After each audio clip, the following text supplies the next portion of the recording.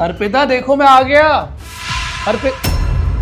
अरे चलो सही है, अर्पिता ने फाइनली एक काम वाली बाई तो रख ली। अब खामखा से तकलीफ भी नहीं होगी, बेचारी दिन भर खाली घर का ही काम करते रहती है। हेलो आंटी, आंटी अपनी शक्ल तो दिखाइए, आप कौन है, कहाँ से आए हैं? हेलो आंटी, अरे अपनी शक्ल तो दिख। माँ आप घर में पोछा लगा रही है? वो बेटा घर में बैठे बैठे थक जाती हूँ ना, तो सोचा घर गंदा है पोछा मार देती हूँ। नहीं माँ, आप झूठ बोल रही है ना, आप सच बताइए कि बात क्या है। नहीं बेटा, तुझे कोई गलत फहमी हुई है, मैं झूठ नहीं बोल रही हूँ। सच में मैं खाली बैठे बैठे ना बोर हो रही थी, तो सोचा पोछा मार लेती हूँ। माँ आप मुझे सच सच बताइए, आपको पोछा लगाने के लिए अर्पिता ने बोला है ना? नहीं बेटा, वो मुझे नहीं कहती है कुछ भी करने को, मैंने अपनी मर्जी से पोछा लगाया है। माँ मुझे लगता नहीं कि आप ऐसे सच नहीं बताएंगे। ठीक है आप मत बताइए, लेकिन मेरे पास ना और भी बहुत तरीके हैं सच निकलवाने के।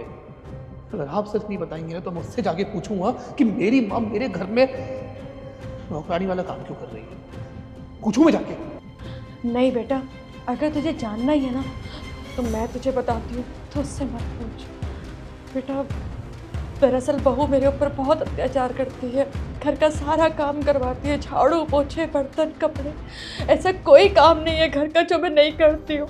और अगर मैं मना करती हूँ ना बेटा तो मुझे मारती है।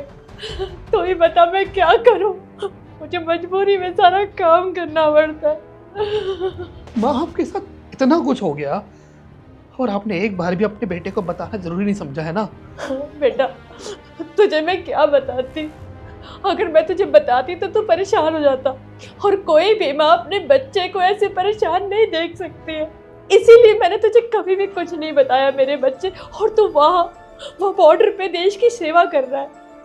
अब उस दौरान अगर तुझे ये पता चले कि तेरी माँ इतनी परेशान है, दुखी है, तो मेरे बच्चे तेरा क्या हाल होता, बस इसीलिए मैंने तुझे बताया नहीं। ठीक है माँ, कोई नहीं, अब जो होना था वो तो हो गया है, लेकिन अब मैं आपका बेटा इस घर में वापस आ गया हूँ, इसे तो मैं बताता हूँ। अर्पिता रहने देना, छोड़ ना, क्यों बुला रहा है उसको? एक मिनट। अर्पिता कौन है? अरे अनुराग, तुम कब आए? हाँ एटलीस्ट बता तो देते मुझे कि तुम आने वाले हो। तुम अरे मम्मी ये क्या कर रही हैं आप पोछा लगा रही थी। मैंने आपको 1000 बार मना किया है ना कि आप घर का काम मत करा करो। अनुराग हमने तुम ही समझाओ इन्हें। अरे बंद करो अपना तुम ये ड्रामा, मुझे ना सब कुछ पता चल चुका है कि तुम मेरी माँ से घर में क्या क्या काम करवाती हो, और तुम मेरे पीठ पीछे मेरी माँ के साथ कैसे सलूक करती हो, तुम्हें शर्म नहीं आती है क्या? अनुराग ये तुम कैसी बातें कर रहे हो? अरे मैं बोल रही हूँ ना, मम्मी जी ना खुद ही करती रहती है कि मैं सारा काम करूंगी, मैं घर पे बैठी बैठी बोर होती रहती हूँ। मैं तो कितनी बार मना करती हूँ कि मम्मी जी मत किया करो मत किया करो, पर ये है ना मानती नहीं है। अरे यार बेटा बस करो, झूठ पे झूठ खाली वही बोले जा रही हो तुम। तुम्हें ना एक बार भी शर्म नहीं आई ना? अरे तुम्हारी माँ जैसी सास है ये, तुमसे तो प्यार करती है और तुम उनसे ये सब काम करवा रही हो। वो तो अच्छा हुआ कि मेरी माँ ने मुझे सब कुछ बता दिया, लेकिन अफसोस अगर माँ मुझे सब पहले बताती ना तो तुम्हारे साथ मैं क्या करता मुझे भी नहीं पता है। तुम्हें रीजन बताऊं कि माँ मुझे सब क्यों नहीं बता रही थी? क्योंकि वो नहीं चाहती थी कि हमारा घर टूटे, हमारा रिश्ता खराब हो। लेकिन अब तो जब सारा सच मेरे सामने आ गया है ना, तुमने हद पार कर दी है, और तुम जैसी लड़की के साथ ना इस घर में रह ही नहीं सकता हूं मैं, जो मेरी माँ की बिल्कुल इज्जत ना करे। तो तुम्हारी भलाई इसी में होगी कि इसी वक्त मेरे घर से दफा हो जाओ, निकलो यहाँ से। अरे देखो मैं मानती हूँ मुझसे बहुत बड़ी गलती होगी, आइंदा से ना मैं ये गलती कभी नहीं दोहराऊंगी, प्लीज मुझे माफ कर दो। अर्पिता इसे गलती नहीं, इसे मोलेस्टेशन कहते हैं। और तुम मुझे एक बात बताओ, अगर यही चीज मैं तुम्हारी माँ के साथ करूंगा तो तुम अच्छा लगेगा?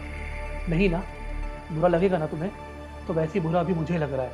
और अगर तुम मेरे घर से बाहर नहीं निकलोगी तो अभी पुलिस को यहाँ पे बुलवाऊंगा और मोलेस्टेशन के केस में तुम्हें अंदर करवा दूंगा, फिर तुम्हें भी नहीं पता कि तुम्हारा क्या होगा। तो लास्ट बार मैं प्यार से बोल रहा हूँ, मेरे घर से निकलो, निकलो, गेट आउट।